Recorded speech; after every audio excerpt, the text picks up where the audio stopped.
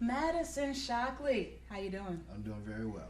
Okay, so here we are, MMTC's Broadband and Social Justice Conference. You're talking to the world of policy and technology about the misadventures of an awkward black girl.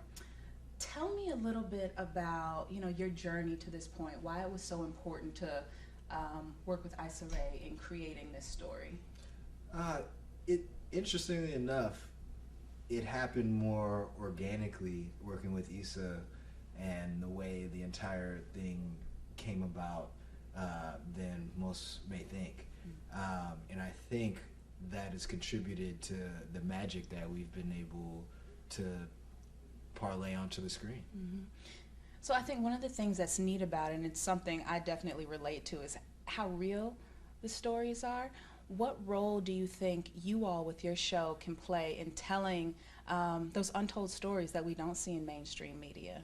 Well, I think that's been the overall tone of our show, and we certainly will continue to explore and expose and promote stories that aren't being told in mainstream media. Mm-hmm.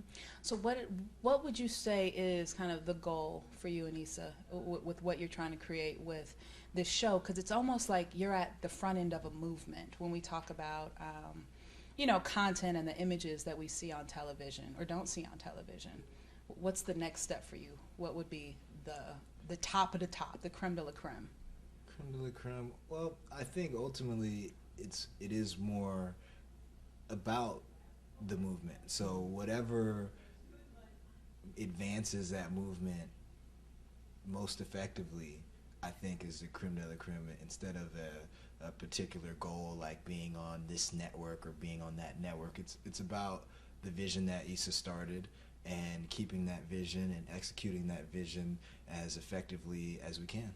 Mm-hmm. What would you say you would want to see happen from, whether it's companies or policymakers, to help keep that movement going? Or is it better to just be fully, independent and rely on kind of the goodwill of people to help support your model?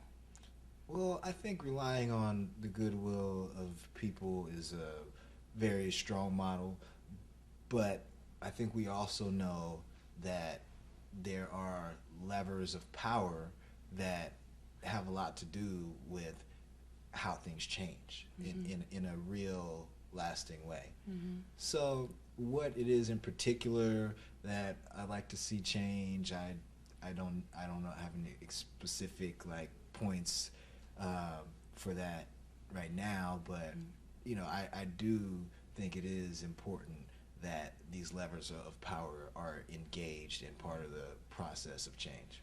So it's really about kind of sounding that drumbeat and getting people mobilized behind the importance of shows like this one, right? Yeah, that's absolutely where it starts. Okay.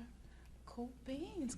Well, thank you very much. This was a pleasure, and best of luck with all that you do on the show. Well, thank you for having me, and thank you for having this kind of segment on the side of an important event like this. Mm-hmm. It's encouraging to see that we have partners and different role players and in making this movement continue to grow and creating change. Awesome. Thank you. Thanks. Hey everyone at Politic365, thank you for watching, thank you for tuning in, and thank you for participating. Hopefully you guys will engage with us through comments and through continued interaction. I'm Kristal L, editor-in-chief of Politic365.com, and I am an awkward black girl.